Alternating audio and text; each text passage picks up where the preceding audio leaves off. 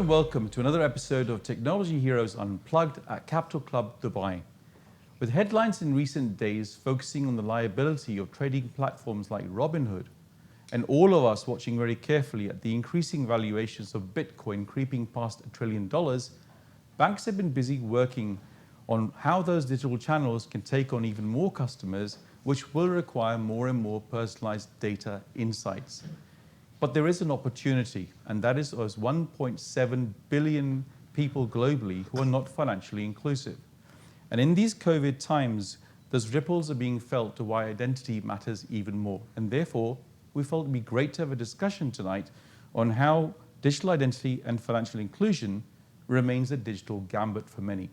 So it's therefore a privilege to have with us today three leaders who help drive organizations towards solutions for customers in the region. They are Rajeev Kakar, banker and board member, founder of Dunya Finance, co-founder Fullerton Financial, and former CEO of Citibank, Turkey and Middle East Africa. Sagheer Mufti, the group CEO of HBL, who earlier spent 33 years with Citibank globally and held multiple leadership roles. And of course, James Tebbs, a partner at Grant Thornton, focused on solving financial crime with clients. Welcome to all of you. It's a privilege to have you here tonight with us, and looking forward to the discussion on why digital identity matters and how it will be relevant to financial inclusion. If I can just set the scene first of all by talking about some of the changes we've seen already in 2021, which may not sit within self-sovereign identity at this point. If we go across to Australia, we've all been watching how the regulators there have been involved in a standoff where they're reeling in a standoff with Facebook in how big tech is showing its position on privacy and also content publishing, where they've refused to publish news content on their platforms as Facebook.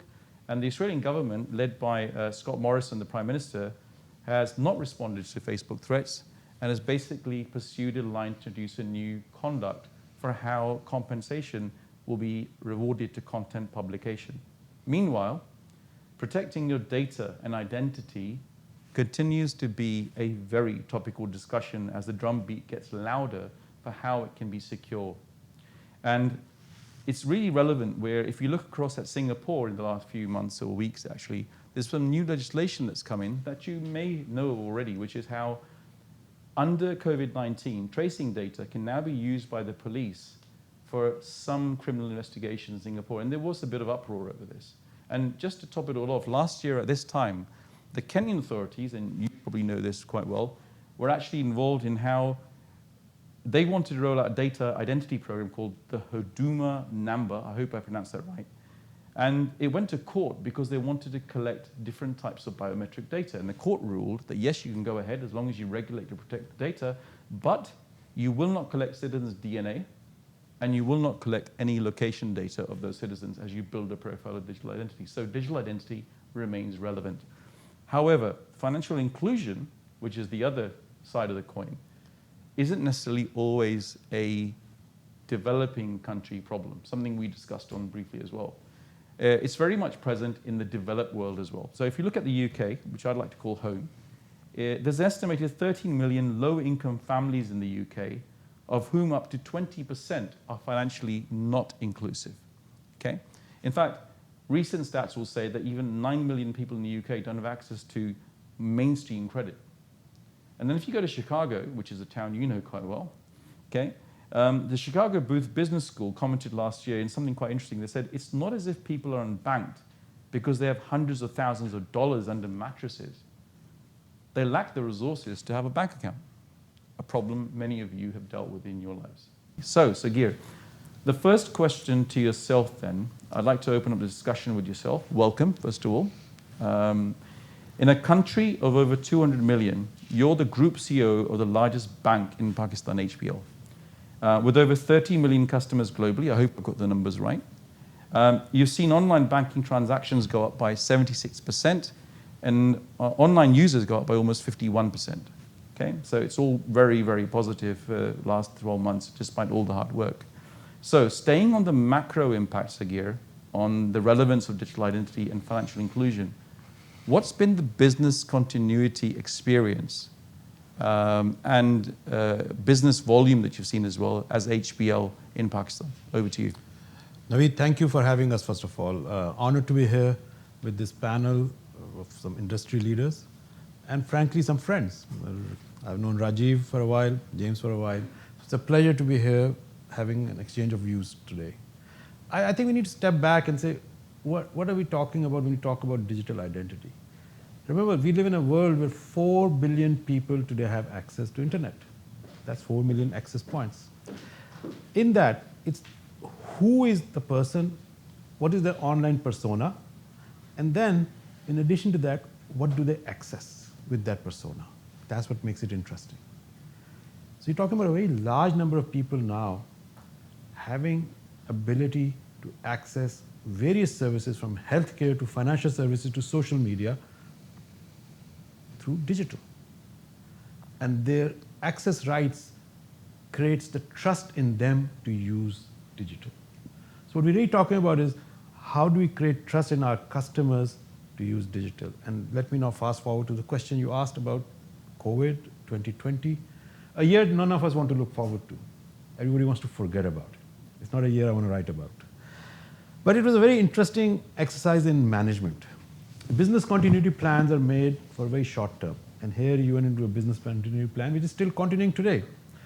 And digital identity was key to our ability to deal with it. For example, there was an internal aspect to it and an external aspect to it. Internally, within weeks, we had to mobilize over 5,000 staff to work from homes, from various places, giving them VPN access and making sure that they have access to customer data in a very secure way. Knowing where they are, moving them around to where you need them to be because of lockdown situations, and yet being able to provide service day in, day out to customers from morning till night. We have a large branches network. We have about 1,800 branches.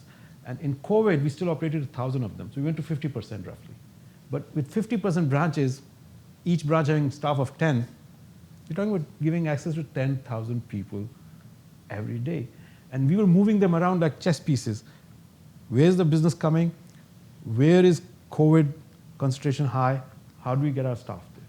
So internally, digital identity of knowing our customers' personas and then giving them access to the business for that day, for that week where they happen to be was a huge challenge, which could not have been done if we did not have the right access management systems, if we did not have the right ability to identify our customers and our staff and connect the two of them.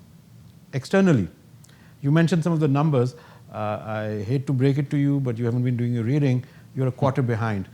You gave numbers for third quarter. We just published this week our full year numbers, and we doubled our registrations. Now, imagine existing customers we had, their volumes did shoot up something like 70%. Now, then there was the whole issue of resilience and giving them access rights to new services they wanted because they had been using their capabilities for limited services. And suddenly they realized they can't come to the bank, but they need to meet their financial needs. So they wanted to expand the menu of services, and that again brought in what? Access rights, knowing who your customer is, and remotely onboarding them for new transactions and services. And we were able to do that using biometric and frankly the national ID card in Pakistan. God bless the ID card. Because we have a database which allows us to validate every customer electronically, we were able to do that. In addition to the existing customers, we doubled the number of customers using our electronic platforms. How did we do that? In COVID, those customers could not be brought to a branch all the time. Some could come, some couldn't. So we enabled our ATMs to do biometric fingerprinting. We have a couple of thousand ATMs. So across the country, and Pakistan is a very large geography, very spread. You have the south, the sea, and you have the mountains, the Himalayas. We happen to have a branch at 14,000 feet at the China border. We were able to do biometric verification of our customers to onboard them across the country. So externally also, we were able to show we can provide services to our customers in a lockdown situation, onboard them when it would be very difficult to have a face-to-face conversation with them, all because of digital identity. So it was key to business resilience. Okay. It's clear you've had a very good year, and a lot of hard work's gone into that, Sagheer. You mentioned a lot of key words around national ID card, its validation, its impact, and the doubling of users on your platforms. I want to build on that, Rajeev, in the same question to you, keeping at a macro level. Now, you are an active founder of financial institutions, okay? You've also been the former CEO of Citibank in Middle East Africa and Turkey, but you also sit on the board of CIB Egypt, a very populous country of 100 million. So would you mind sharing, because all of us know identity comes into KYC and regulatory frameworks around KYC, but would you be able to share your perspective on what macro issues have the banking industry been dealing with in coming to terms with digital identity and financial inclusion? So thanks, Naveed. I quite resonate the data that Sagheer's explanation is quite a case study, which defines the benefit. But let me go a step higher and not get specific about anything. But I'd like to respond to a couple of points you mentioned at the beginning. I don't think this is an emerging market problem, as you rightly mentioned, but I think we must understand the nature of the problem. A lot of the developed markets have unemployment as a problem. A lot of the emerging markets have underemployment as a problem. So there's disguised unemployment. So, I think we have a far bigger opportunity than, unfortunately, this entire talk about digital ID is being touted. Because, whether it's 3 to 13% or it's 13 to 50, I think we can make an exponential difference. And if there's one thing this period has taught us, or taught me at least, is we need to start thinking exponentially. There is disguised unemployment. Even when it comes to digital identity, thank God for national ID systems, which is right now helping people. But more importantly, a lot of people still don't have digital access, which we all are aware of. A lot of people who have access don't know what to do with it, and I think that's a very serious issue. And those who know what to do with it don't have enough to do with it. So then comes the issue of not just being unserved, it's also a question of being underserved. So when you add up and accumulate this, it's a huge, massive opportunity. Clearly, I guess this has given a fillip to people's ability to do what in 10 days what would normally have taken 10 months or 2 years, and people have needed to evolve. So I think human ingenuity just comes into play in a very good way. I guess if you speak specifically about the Egyptian market, it's a market that's been focusing, if you know, the Egyptian banking market is largely a corporate market and a very large populous economy. And similarly, that's the case in a lot of other economies. But still, a large section of the economy is not included into the mainstream when it comes to financial services. And financial services are also very critical, for other elements of inclusion. I think Sagheer mentioned it, I resonate with it, because for me, it shouldn't just be digital inclusion, it's got to be health, education, all the social challenges that people face. And so financial inclusion is getting an impetus for several reasons. And this is the process of convergent disruption that I talk about. You see, technologists tend to talk about IDs, and they talk about the technology behind it and blockchain and everything else. We'll get to the topics. But I think we have to realize the time has come where different stakeholders in the ecosystem are together converging. To use Thomas Friedman's line in 2004, the world is flat. I think the world is getting flatter.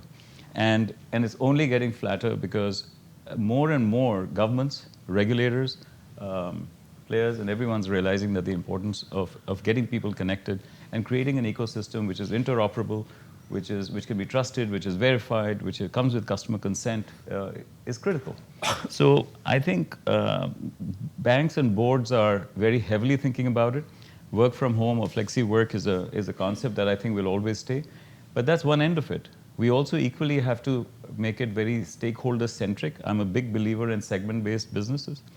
We can't just make a standard offering and have a one-size-fits-all offer, because there are many people who are older and resourced but will never use it. My parents' generation would never use it. They find it difficult and daunting.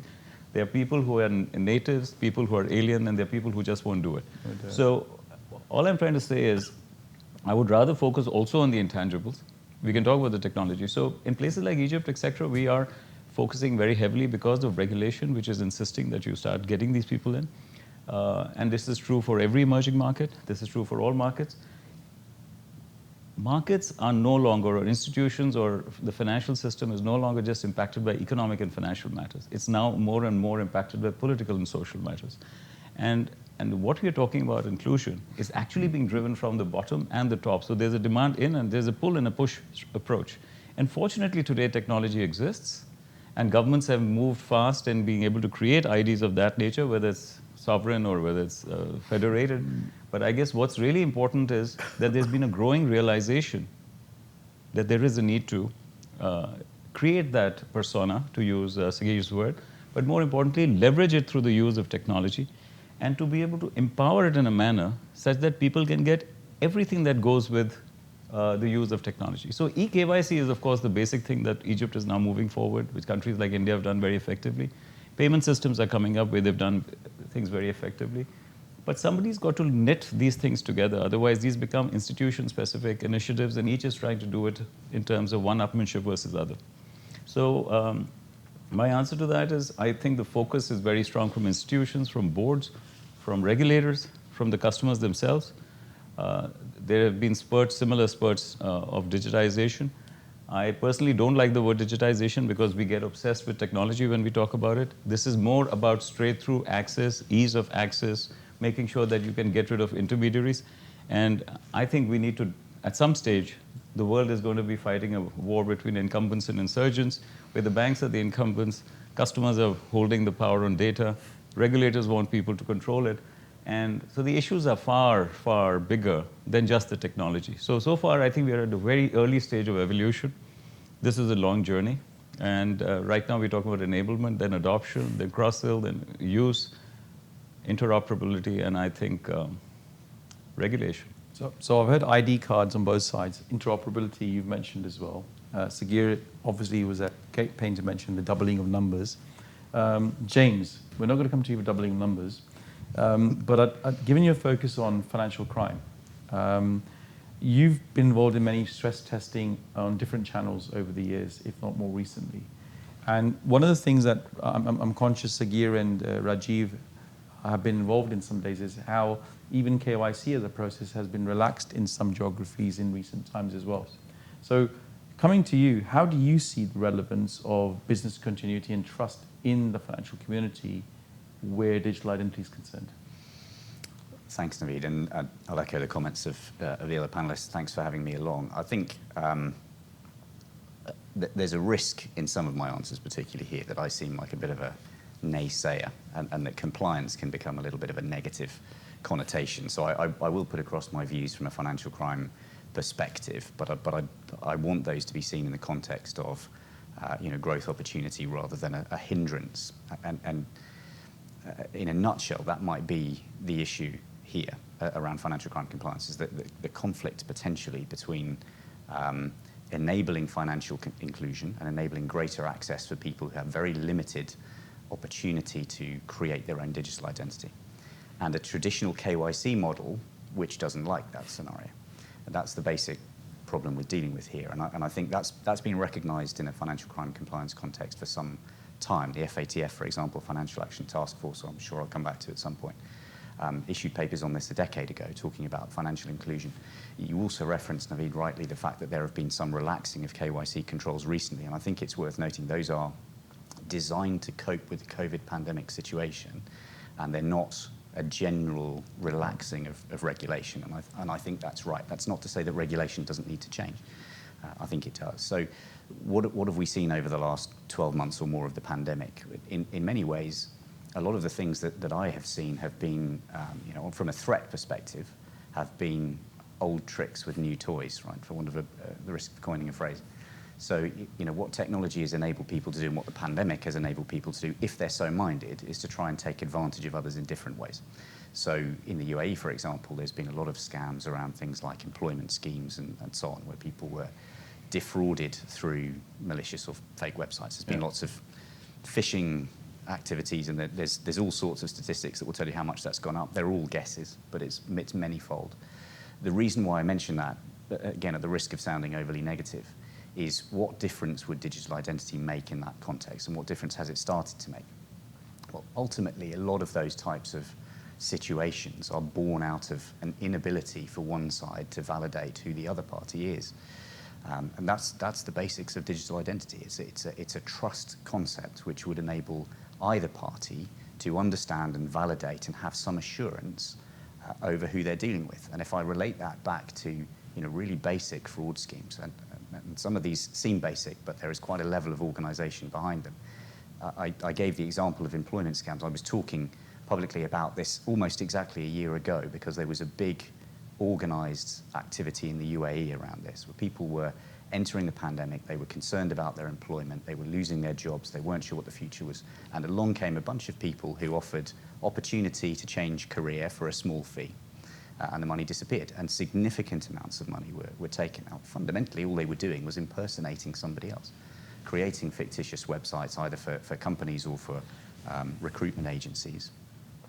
And the lack of trust, the lack of verification meant that those individuals believed they were doing business with somebody they weren't. So for me, digital identity has a huge role to play in that. I think there's clearly some statistics around the growth in GDP. There's a lot of statistics we'll probably come to around cost reduction with digital identity, particularly at the KYC stage. But fundamentally, financial crime compliance is about preventing criminal activity. And if you look at it from that perspective, that's where digital identity, in my view, has a real part to play. I'll come back to the trust point again, because I'm going to break the mold of a professional discussion to go into the world of Hollywood and Tom Cruise. Because those of you who've watched Minority Report, he waves his eyeballs in a little bag at a camera to get into the room that he wants to get into because his ID is unique to him by showing his eyeballs, because it's trusted. And the ads speak to him as well as he walks past them. I'm not saying we're moving to that utopian situation of Minority Report in India or Pakistan or in the UAE, but identity and trust remains really important. Okay? So when I mention the word trust, it doesn't make sense for me to say, let's go on to the Bitcoin question now, because we are on the Bitcoin question. Trust is important. Bitcoin is arguable where the valuations of Bitcoins are going. However, if you look under the hood, you will see lots of blockchain working in all cryptocurrencies. And blockchain by itself fundamentally is responsible for more secure or distributed ledgers and verification in the supply chain. And there's endless numbers on how much efficiency and savings blockchain can bring in through the back door, in the back office and in the middle office. Okay? So if you just look at what Thailand's been doing as one example, they've already issued a blockchain-based e-wallet where it's nominal, only 6.42 million, but they're raising saving bonds with blockchain in Thailand with unique identification. They're also putting together a forum to build something called an ELG. You mentioned eKYC earlier. ELG. ELG is essentially an e-letter of guarantee using a blockchain platform to be able to provide more security. So given the development of blockchain, without me asking you what the price of Bitcoin will be next week, okay? You could tell me if you wanted to, but I won't ask you that question. Sagheer, the question to you is, how do you see blockchain or its equivalent in crypto providing any benefits, blockchain and benefits, that basically allow for the benefits to be appreciated by the industry that tomorrow could be turned into utility for it to be leveraged? Okay. So happy to answer that. I have some very specific thoughts on that. But just to amuse you about Tom Cruise, we are launching our wealth management proposition. And when our customer will walk into one of our wealth management centers, something, Rajeev, you may remember called City Gold equivalent, there'll be facial recognition. And the customer will be recognized and welcomed by voice. And the alert will be sent to the relationship manager of that customer that your customer is in the lobby waiting for you. So we're getting there. Without the mask. But with a positive aspect, Okay. without the mask. Now coming back to blockchain, I'm a very strong believer in blockchain. I think it's around the corner, it's happening. You talked about Thailand. I think there's a very good example from Thailand I want to talk about and then take it to Pakistan. In Thailand, they're working on easy access to land records and credit records for people who are outside the banking system. So Thailand is a wonderful country, great food, great sports, lots of advancement in the last few years. But you'll be surprised to know 40% of the population in Thailand today is underserved for banking. 20% of the population is outside the banking system. That's like 7 million people in a country like Thailand. So when they are able to create easy access to credit records, it can help lending to those who need to be brought into the banking system. Now, let me take that to Pakistan for you. In Pakistan, one of the things we're doing is doing payments for farmers. We're working very closely with farmers to help them get access to financial resources because it's a huge problem for them. Most farmers in Pakistan rely on people who rip them off. And I'm going to get killed when I go back to Pakistan for saying that, but that's the fact. Farmers in the hands of people who charge them very high rates for providing them financial resources. Banking system, frankly, has been ignoring this problem, has not paid enough attention to it. HBL is paying attention to it. We are creating programs to launch for doing financing for farmers, helping them with their savings. Now, one of the things we need to figure out is when you finance a farmer, how do you get land records? So we have set up an electronic touch point with the Punjab Land Authority, which gives us access to all the land in Punjab. Now, that's a wonderful thing that the government of Punjab did. They set up the Land Authority. We were the first bank which have done an electronic link. I would very much like to see how we can work with them to adopt the Thailand model of blockchain, for example, to automate these records.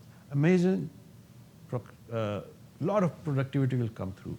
I think it's a perfect case study to do to help access for farmers for financing if we can create blockchain. I think it's ready, and it's one of the things we would be looking at working on. These are the type of things we want to work on and experiment with. So that's my answer to you on blockchain. I think it's a great answer. And again, the urban example with farmers to rural as well is one that's relevant to all geographies, particularly also in India and in Africa as well as we speak. Rajeev, building on the same points from Sagheer and blockchain, I kind of know there's something called Ethereum. I won't ask you again what Ethereum's value will be next week. We'll ask you afterwards. But given blockchain's relevant and you have a line of sight on so many geographies of how banking is leveraging blockchain, to the example that Sagheer made on how essentially financing of land could be made more easier and accessible if some lessons were taken from Thailand and other countries. What do you see as financial inclusion, learning and beginning to take advantage of schemes like blockchain in the geographies that you have a visibility on? So I guess I'm going to come back to the same old point. It's clearly, you know, all the technologies we're talking about are going to enable. Blockchain definitely, because it's all about collaboration, trust, a distributed ledger, gives you the benefit of great productivity, efficiency, instant reconciliation, non-duplication, all that works, right? And I think the challenge is, there's no question, regulators want it, companies want it. I want to step back a bit to what you said earlier and want to link it to what even Sagheer and the others have said. We have to realize that, and to James' point, you know, James's point that people don't like the data being taken. But people unknowingly have always had the data taken, unfortunately, right? And it's only much later when the cat's, out of the door or the horse is bolted that people are now reacting. And what has happened is, whether it's social media, whether it's Facebook, whether it's anything else, we've just been leaving an amazing amount of digital footprint, right? And whether it's our private lives, whether it's our transactions, whether it's information, our messages, and what is missing is a layer of governance around it, which frankly big tech has so far got away with. And every time, and given the dominance of big tech on the stock market. Not for long, though. No, not for long, yes, it's changing. But Yeah. I'm saying that's where regulators come in, like you saw the antitrust in Europe against Microsoft many years ago. We're seeing digital tax now. We're seeing some of the imposition on rules, etc., or what you talked about, the Australian example. However, regulation is critical, A, for protection, and B, for enablement. And I don't like over-regulation, but the right regulation I definitely like, and I subscribe to it. Coming back to the blockchain question, the issue is not technology. Unfortunately, most of the agenda gets sold by technologists, vendors, and people who have an agenda in selling the technology. And if I may take the liberty, even consultants who actually make a living out of obfuscating the client and using fancy words and then charging for time, and all for good reason. But it's a process of convergent disruption that starts. I'm smiling because I can relate to that. Yes, but I do want to make a point here. For the first time ever, once chaos sets in, that's when process comes in. So often the process of reform starts way before and the outcomes comes later. So without chaos, you're not going to build flyovers. Without chaos, you're not going to put red lights. You're not going to be able to create the right islands and the focus. So the point is we've now reached this perfect storm where there's enough data swirling around, people are getting aware, and who's creating this awareness? It is again with the tremendous weaponization of social media which has happened. I'm sorry, we've all lost our liberty. We don't think ourselves. Today, social media has created propaganda at a speed where it can educate you positively or negatively. And so a lot of this behavior or adoption or the lack of adoption or accepting or not accepting or even the views against using facial recognition or biometrics or the use of data, most people don't care a damn. Because as long as you believe that there's governance behind you, which will never allow your personal data to be misused, most of us don't care. We go to doctors, have ourselves physically examined, we don't mind. But we don't want our bodies displayed in areas that it shouldn't be done. 3 events have really majorly changed the world, according to me. 2001, 9/11, we lost our physical security. Mm-hmm. I mean, the governments have full access to where everything they want to know about us. 2008, we lost our financial privacy. Everything is known about our banks, everything is linked, whether it's CRS, whether it's FATCA, whether it's this or that or the other, everything is linked and will increasingly get linked. 2020, we've lost our health privacy. So we are now talking about digital health passes, we're talking about information. So like it or not, there's a ton of information which is now public. And people will use it. So technology for good is what Sagheer said. What we don't have effective, and we need a bipartisan approach or a convergent approach where all stakeholders understand that they have a part to play in accepting it, and there's a need for governance to establish a regulatory framework where people get the comfort that if you're flying in a plane, the pilot in there, who's normally flying on an autopilot, is indeed looking after the damn engine, the art of flying. He only comes in if you need him. Otherwise, he really has no job on that flight. So the part I'm trying to make is we really need to look at the softer aspects. Coming back to the blockchain initiative that you talked about, there are several players. I speak for India, for instance. There are non-bank financial companies catering to that segment. There are NGOs who are catering to that segment. Yes, there are many such cases on title deeds and other things which are already prevalent. But what is more important is we don't have a concerted supply chain linkage on blockchain where there is a body that comes together, creates an initiative, and puts in these markets people together. So what we are seeing is an evolution, I think. This is the maturity of the process. As part of the evolution, we've got chaos. Now, whether it's GDPR or whether it's things, I think everything comes with a certain amount of sequence. And which is why I brought in the economic, financial, and some of the other benefits that come with social and political reasons. I have a belief that cryptocurrency is needed for many other reasons. The kind of stimulus we have in this world, we cannot continue with a high interest rate. Crypto make the world flatter. Yes, in fact, we're going to head to negative interest rates. I know the US Fed fiercely says we never will do that because today they can't afford to do that. But gradually, as you move to a digital currency, that's the only way you can do it. Even in Europe, where you're doing about minus 75 basis points to 100 basis points, if you go negative beyond that, people will keep money physically under the mattress or keep it in a vault. So to be effective in a market where we've got so much stimulus and the only solution our governments have, unfortunately, is to print more money, we are all a generation of people living on candy. Try taking candy away from a kid who's grown up in candy, and there's going to be depression. So we clearly can't get out of it. So there are several reasons why you have the emergence of this technology. Blockchain was around forever. So many of these technologies are not new. They're just being talked about newly now because it's important and relevant to include people. So please, I think we need to understand whether it's digital identity, federated or sovereign, whether it is social media, it had a purpose, whether it is imaging and facial recognition. We went to get our biometrics done. None of us went to get our facial recognition done. It was scraped off websites and it was just automatically taken. I think our digital, the health records of ours are going to become increasingly public. So none of us can wish away data. Yes, definitely we need the blockchain initiative. What we need is a community initiative of the nature you talked about in that small example. But why did India succeed on the NCPI or the UPI, which is really talked about as a success? Because they built a body and built a regulatory framework and had everyone adopt together. Yeah. Today it's a success. So I think every country needs to understand. And it has trust as well. Yes. Unfortunately, regulators are misaligned. Yeah. Unfortunately, within a country, the different regulators are misaligned. Everyone has agendas. Politicians are misaligned. Everyone has their agendas. And at the same time, human beings are unfortunately largely unaware.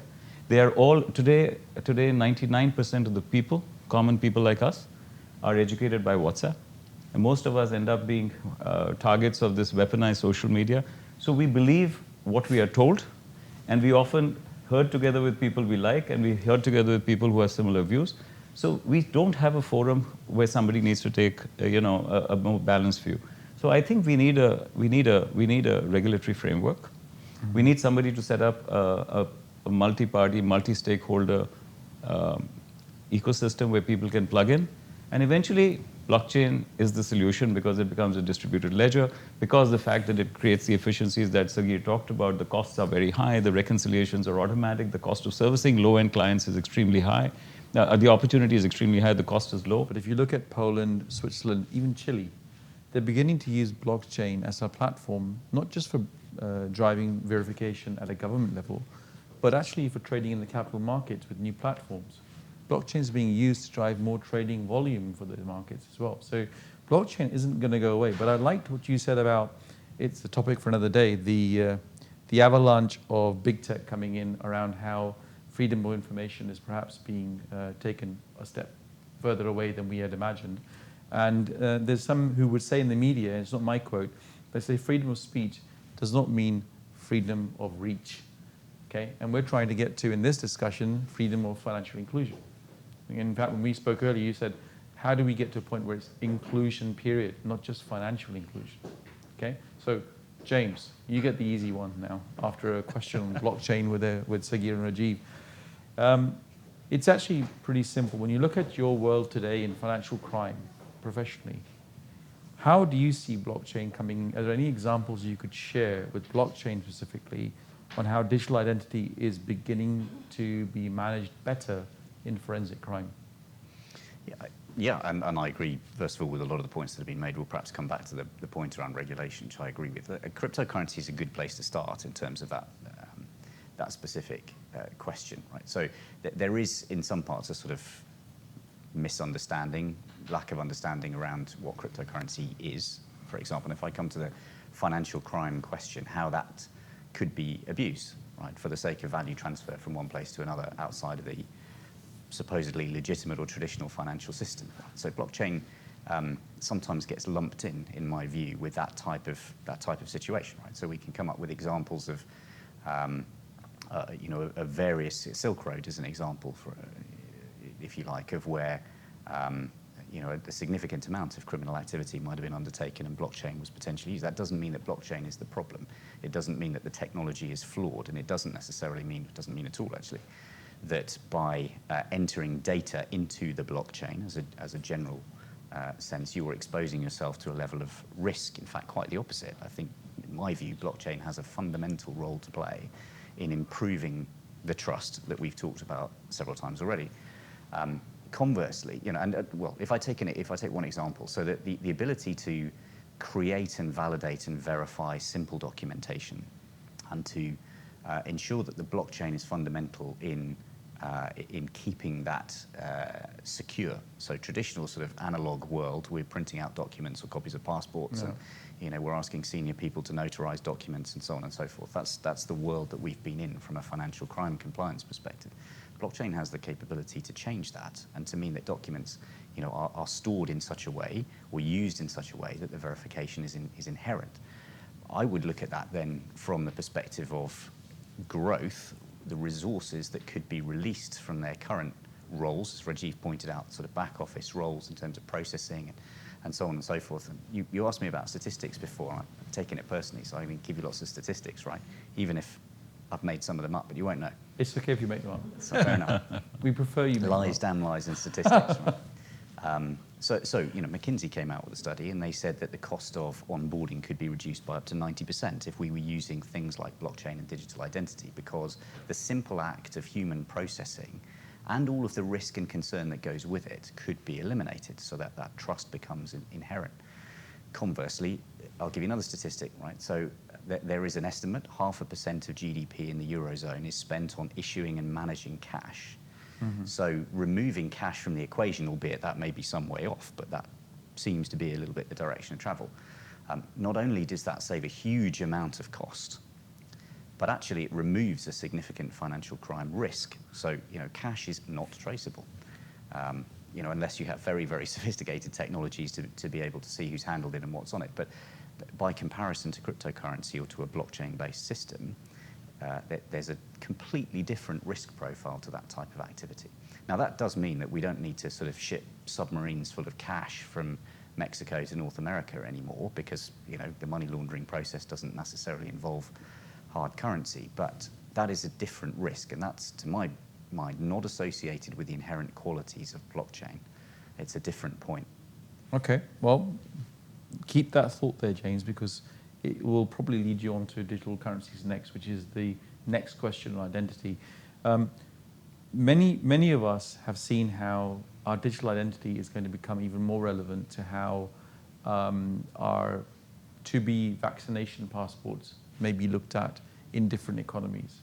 Okay, but there is something that you've touched on briefly, and you've mentioned it as well, around how you'd like to look at financing on land and other areas with blockchain, is the aggregation of these data insights and how it gets to be scored can drive schemes like Sesame from China, in which they've decided, based on the scorings that customers have, what parts of the city they could probably go to, or even which countries they don't need to apply for visas either. So there is this other side to scoring and data and identity that we don't always talk about because we're not there yet. But I know Sagheer 5 years ago used to say, I've got so much data in the bank, I can't see all of it. I don't know what it says.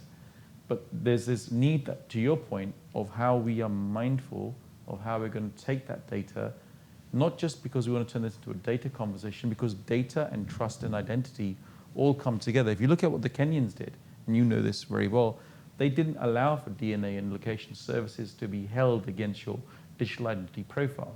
Okay, so modern concept, browsing history, not being kept for your digital identity of what you were doing online. The question, though, is now you're going to go to digital currencies in China. Okay, so China's at the forefront of this today. So Rajeev, the question for you is one that I'm sure you talk about many times with your friends as bankers, which is that, I mean, not many people know this, but China actually invented currency, period, during the 7th century. During the Tang Dynasty, China invented paper currency. Yet here they are inventing digital currencies, CBDCs, where the Chinese People's Bank of China governor, Yi Gang, is on record saying more than 2 billion yuan has been spent using China's new digital currency in 4 million separate transactions last year. Okay, that may not amount to more than $300 million, but it's $300 million with a CBDC that not many of us still understand. Okay, so Rajeev, you get to take first go at this, which is, given what we know already about crypto, and that crypto could be a bigger driver than microfinance or financial inclusion, and I think all of us agree to that potentially, given what has been said already about trust and about transparency and about how we can embrace blockchain, how do you see CBDC being embraced, and how do you see CBDCs beginning to affect the paradigm of financial inclusion, without us having a chat about, is it the US dollar or is it some other currency? So it's a market I'm very familiar with, China. We spent a lot of time working there. If there's a country that is ahead on the use of digital currencies, or in any shape or form, then perhaps it's China. When it comes to fintech adoption, when it comes to the level of digital transactions being done either through WeChat or done through any of the other Alibaba, etc., I think it's one of the countries that's far, far, far, far more developed. And so clearly, if you also look at China's, the way I look at it, I'm not speaking for China, but the way I see China, they work on a concerted plan. So since you also briefly touched upon the US dollar and its supremacy, I think everything happens for certain well-concerted reasons. I mean, the US dollar also is a reserve currency for certain reasons, because the oil is pegged to the dollar, funds transfer is typically done on the dollar, and interest rate yield curve everywhere in the world is dollar, and gold is also traded in dollar terms. So obviously there's a lot of friction on currency exchange. There is a need to buy and sell dollars worth billions and trillions every day, just by nature of the fact that that's how the treaties have been worked on. So if you recall, I said in the beginning, no longer are reasons run by economic and financial reasons, but social and political. We've been addressing the social aspects a lot in this discussion. But now you're getting into the political end, where people have to build a concerted reason. Relative to financial inclusion. Yes, it's relative to financial inclusion, because eventually financial inclusion itself goes beyond just the people at the base of the pyramid. I think financial inclusion also is talking about the supply chains, the small businesses, the link and the integration of people into the mainstream, and getting people to not just get money to the low end or get money to people who otherwise have not got access to it, but also be able to take the friction away from some of the traditional channels. So I think if I look at CBDC or I look at any of the opportunities, I think the US dollar obviously will be under constant threat on its position as a reserve currency by the very fact that it's the incumbent. And if there is any insurgent who can go out and get that position, I think I can't think of any other alternative other than the Chinese yuan. Because they've also announced that if there is going to be a fiat currency which is digital, then the only country that has officially declared that there will be a fiat digital currency and they're working on it, is China. China is also, if you look across, has done a lot to include itself. So I'm going to use inclusion in a slightly different way. Financial inclusion even in systems. China Union Pay. They have created bilateral arrangements across the world where cards get accepted and payments get done. Bilateral loans, One Belt, One Road initiative. That's economic inclusion, right? By just cutting through a road, making sure that people in those places get involved. How they've given out emergency aid, and it's given in yuan.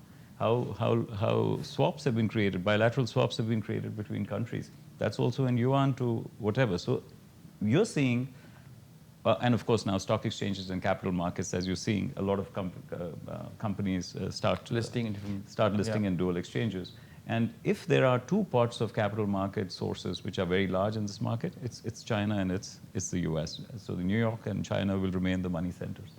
Now, when you look at inclusion, and I'm looking at inclusion far beyond just the base of the pyramid, till we include or become inclusive in the broader financial system, you can't possibly start including people at the base of the pyramid. Because then I think we're doing a lot of ticking of boxes and just feeling good about it and just making sure someone has a small bank account but doesn't get anything out of it. We need efficiency.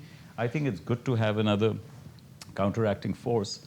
And it can also, I think there are lots and lots of powers who would be happy to see themselves freed from the pressures of a sanction. So the moment you have a very powerful cryptocurrency, then you can actually bypass the US banking system technically, and you can actually get away from sanctions. So obviously there is a lot of pressure to ensuring that there's adherence. So when you're talking about something of that nature, the one thing that is very important again is the lack of sufficient transparency, governance, and trust in the Chinese system. I'm not saying that they're not a good system. I have no reason to say otherwise. But there is a perceived gap there because you're talking about two different regimes. One is a democracy and one is a autocratic government-led country. Both very successful models. You can't say which is good or bad. But the fact is, to be able to include yourself, I think there's an equal responsibility to make yourself the responsible player. So if you are going to be dominant in anything, I think it comes with responsibility. Yeah. And you talked about freedom of speech, but freedom of speech is a very important thing, but it comes with the freedom of responsibility. I mean, an important obligation of being responsible about what you say. Factual and responsible. You don't say things to hurt someone. But I think there's also another issue. There are strong commercial reasons, forget political reasons. Banks themselves don't really want cryptocurrency to succeed. I mean, technically, it's a straight-out way by which you're disintermediating banks. And technically, banks have been the intermediaries between people who want to borrow and people who want to lend. So if without regulation, there are only a bunch of mavericks out there and people who are willing to put a few $1 billion to start these enterprises, I think we started a movement. No different than how social media started as a fun thing, has actually taken over our identities. I don't know which crypto will do well, whether it's Ethereum, whether it's stablecoin, whether it's Bitcoin or whatever, but I do know that cryptocurrency will become important. It's very important for its success.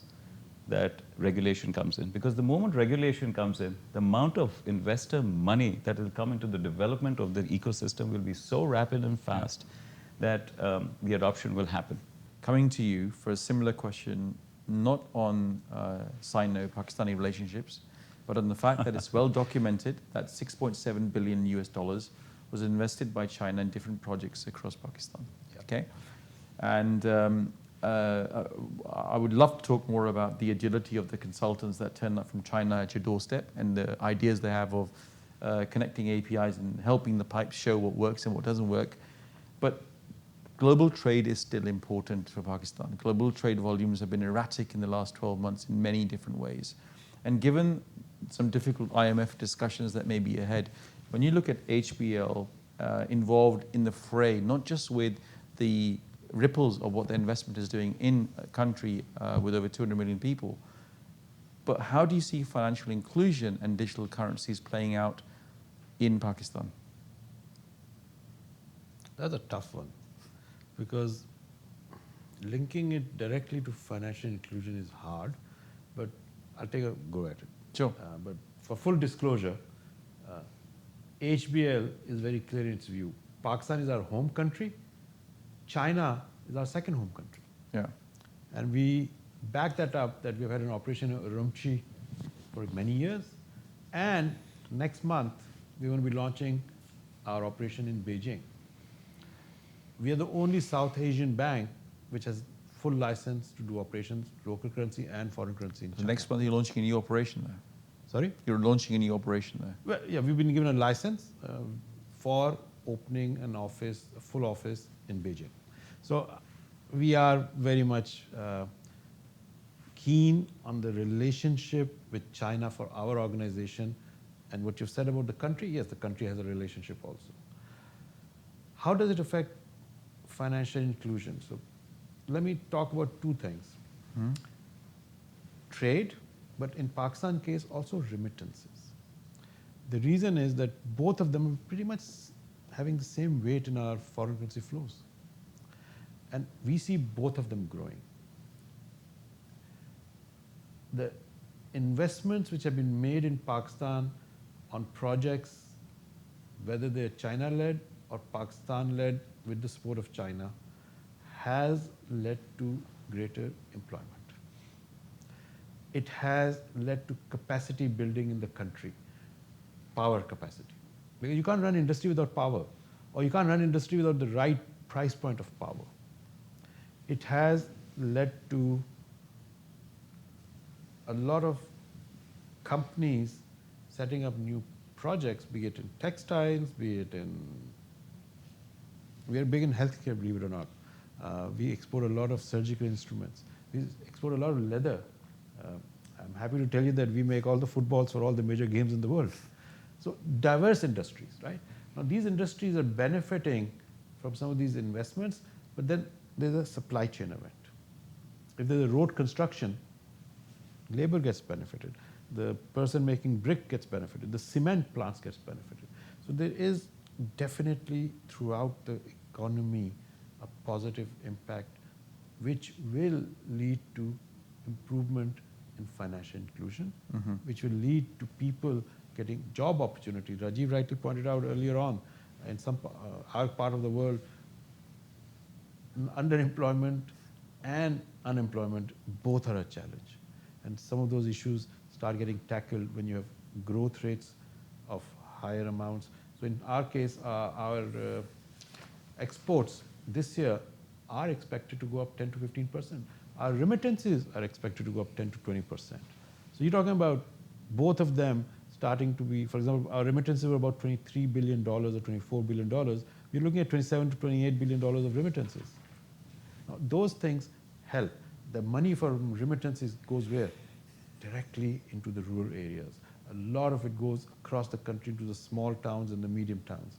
So we see economic growth, we see inclusion getting positively impacted because of our economic activity, which in part is fueled by the transactions with China. So has the State Bank got a view on digital currencies for Pakistan? State Bank, definitely. Well, State Bank for now has a view and a very conservative view. State Bank is in line with many other central banks in the region where they want to understand digital currencies better, and they still are not comfortable dealing with something which does not have a support of last resort, lender of last resort. And that is an issue. I think in addition to regulations, someone will have to own it.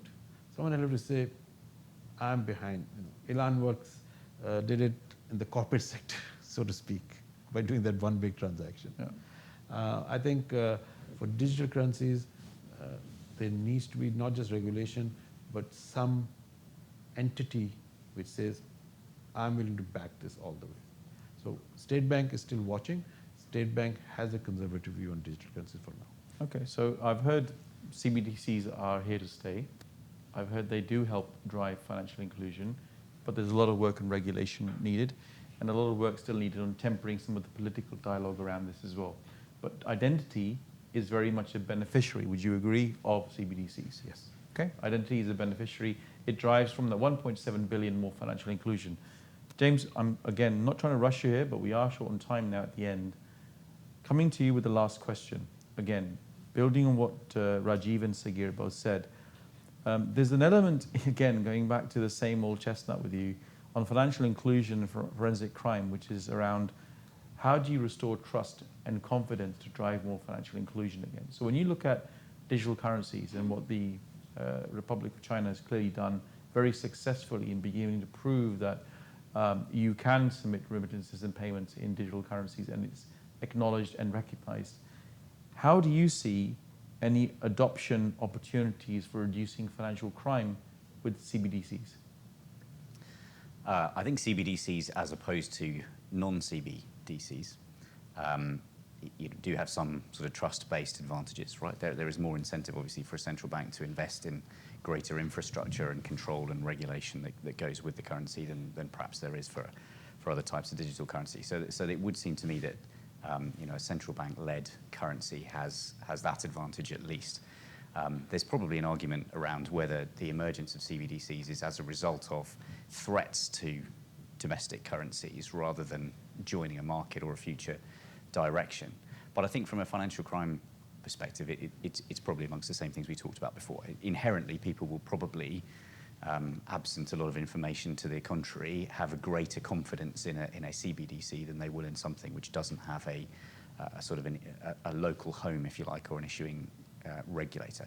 Regulation has to be part of that, as we've said along, and clearly linking a central bank to regulation in a particular country is going to have that effect as well. And that has to develop. From a financial crime perspective, it's almost impossible for regulation to stay up to speed with what's going on in the types of issues that we've talked about and the development of fintech and the development of digital Would you say currencies. CBDCs would help drop the 4 billion forensic crime, financial crime number potentially because identity is more trusted?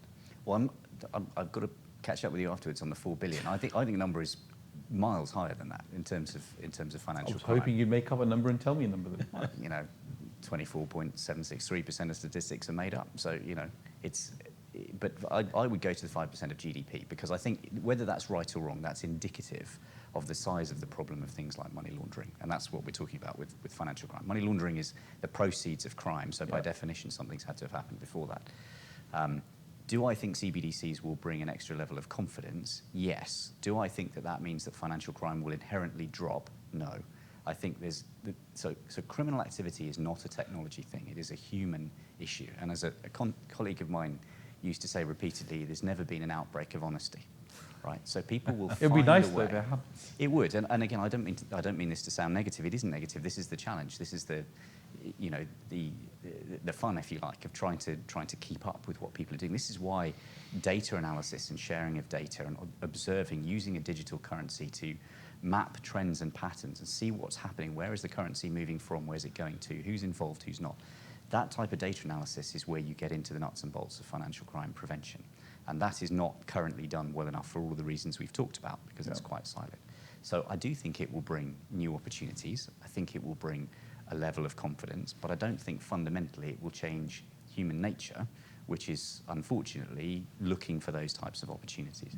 But what blockchain and distributed ledger technology does is provide an opportunity for much greater visibility and control and investigation, frankly speaking. So what we need then is an outbreak of honesty. Correct. Back to what your colleague said earlier. Look, I'm again wrapping up here now with some of your thoughts and ideas. I want to give one small plug though to something we didn't talk about, which was the Pan-Canadian Trust Framework, which is piloted by the Digital ID Authentication Council of Canada. It draws on several sovereign identity themes, and Canada has been investing also in a cashless national rail program as well, with the likes of SIA, with the likes of Vocalink, and they are making progress in how all these components come together. Okay, so that's the small plug for Canada and what they're doing. To wrap up, Sagheer, you mentioned earlier there were 4 billion people with access to the internet.